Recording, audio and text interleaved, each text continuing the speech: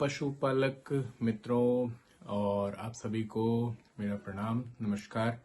और आज मैं राजस्थान के जितने भी पशुपालक भाई बहन हैं उनके लिए राजस्थान सरकार की एक बहुत ही अच्छी बीमा योजना के बारे में जानकारी लेकर के आया हूं। मुख्यमंत्री मंगला पशु बीमा योजना। योजना का नाम क्या है? मुख्यमंत्री मंगला पशु बीमा योजना। और इसके अंतर्गत आप अपने पशुओं का निशुल्क बीमा करवा सकते हैं। इसमें आपको अपनी तरफ से 1 रुपया भी देने की आवश्यकता नहीं है। पूरा का पूरा जो खर्चा है वो राजस्थान सरकार करेगी। तो अब इस बीमा की जो डिटेल है वो मैं आपको दे देता हूं। याद रखेंगे, इसके लिए आवेदन की अंतिम तिथि है 12 जनवरी 2025।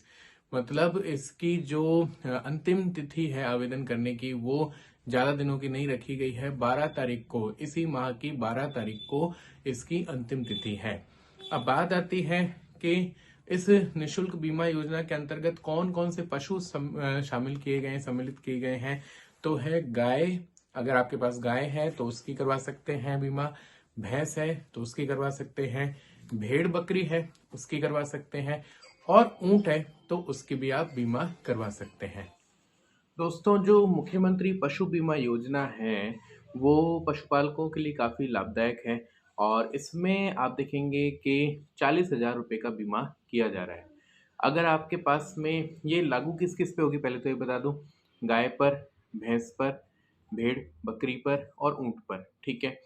और ये एक पशुपालक के लिए या एक परिवार में 2 पशुओं का बीमा करेगा यदि वो गाय और भैंस है तो। जैसे मैं आपको बता देता हूँ मोटे तौर पर, एक गाय या एक भैंस हो सकती है, मतलब मैक्सिमम 2 एनिमल हो गए, अधिकतम 2 प्राणी हो गए, ठीक है, 2 पशु हो गए।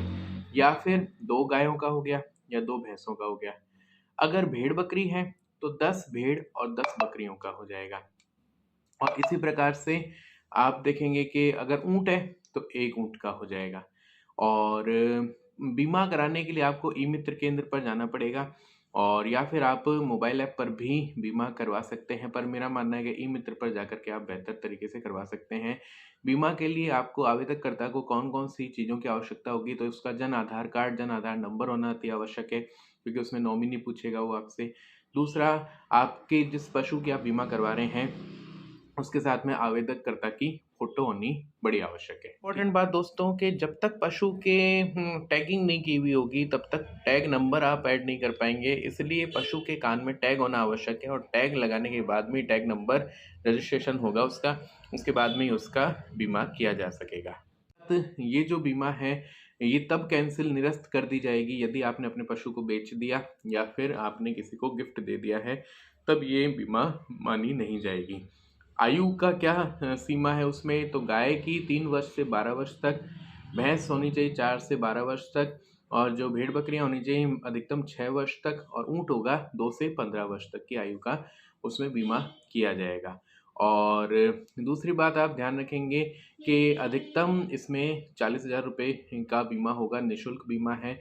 और पशु की मृत्यु होने के दौरान जब वेटनरी डॉक्टर के द्वारा उसका पोस्टमार्टम किया जाएगा तो ये 21 दिन की अवधि में आपके खाते में पैसे आ जाएंगे।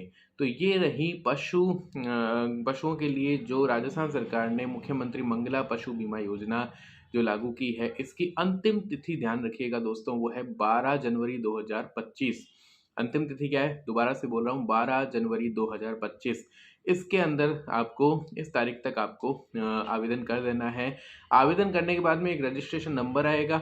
इसका मतलब ये नहीं कि आपके पशु का बीमा हो गया है। अब जब पंचायत लेवल पर जब कैंप लगेंगे तब बीमा वाले आएंगे और उस कैंप में आपको जो है आपके पशु का बीमा जो है वो फाइनल किया जाएगा। तो ऐसा नहीं कि आप बीमा करा करके घर बैठ गए कि रजिस्ट्रेशन नंबर आ गया, हमारे पशु का तो बीमा हो गया, अब मृत्यु होने पर उसके हमें इतने पैसे मिल जाएंगे, ऐसा नहीं है।